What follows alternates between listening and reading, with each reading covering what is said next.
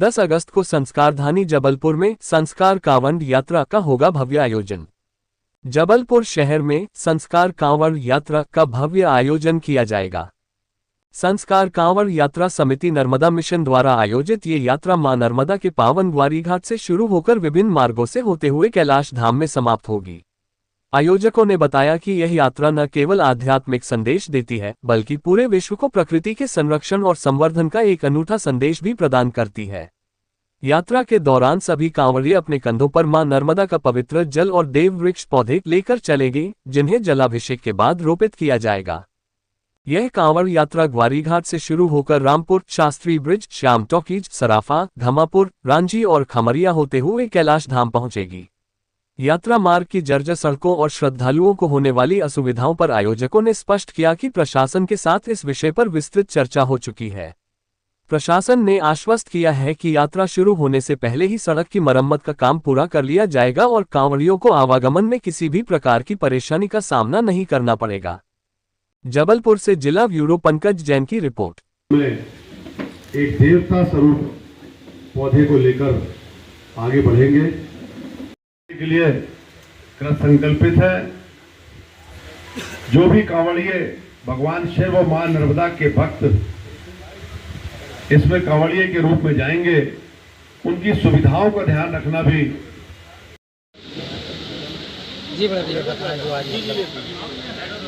आज पूरा विश्व जिस सबसे बड़ी समस्या से जूझ रहा है वह है प्रकृति का संरक्षण और संवर्धन। संस्कारधानी के संस्कारों से फलित यह संस्कार कांवड़ यात्रा विश्व की इस सबसे बड़ी समस्या का हल प्रदर्शित करती है।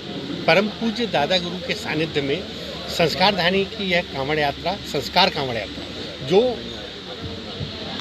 कहीं ना कहीं पूरे विश्व को प्रकृति संरक्षण एवं संवर्धन का एक अद्भुत और विलक्षण संदेश भी दे रही है और उस समस्या का हल भी आपको बता रही है। इस वर्ष पुनः सावन माह के दूसरे सोमवार 10 अगस्त को मां नर्मदा के तट ग्वारी घाट से शुरू होगी और कैलाश धाम में समाप्त होगी और सारे कांवड़िए अपने कंधे पर एक तरफ मां स्वरूप मां नर्मदा और पिता स्वरूप देववृक्ष मूर्तियों को लेकर के अपनी यात्रा संपन्न करेंगे और भगवान भोलेनाथ का अभिषेक करके आध्यात्मिक संदेश देंगे और साथ साथ ही उस वृक्षों का वृक्षारोपण करके प्रकृति के प्रति अपने कर्तव्यों और दायित्वों के निर्वहन का पुनः संकल्प। इसकी क्या क्या रूट रहेगी? यह मूलतः ग्वारी घाट से शुरू होकर रामपुर, शास्त्री ब्रिज, श्याम टॉकीज, सराफा, घमापुर, रांझी, खमरिया होते हुए कैलाश। भाई साहब, जैसे देखा जा रहा है कि अभी पनहरा पेट्रोल पंप से लेकर रांझी तक की रोड चलने में काफ़ी समस्याएं होने वाली हैं, तो उसके लिए क्या? इस विषय में हमारी प्रशासन के साथ विस्तृत बैठक हुई थी, तो प्रशासन ने आश्वस्त किया है कि कांवड़ यात्रा के पहले वो पूरी सड़क व्यवस्थित कर ली जाएगी। वैसे आप जाकर के वहाँ देखेंगे तो इस वक्त वहाँ काम चल रहा है और उम्मीद है कि कल शाम तक वो सड़क इतनी व्यवस्थित हो जाएगी कि कांवड़ियों को किसी भी तरह की परेशानी नहीं है। जी भैया, जो बताया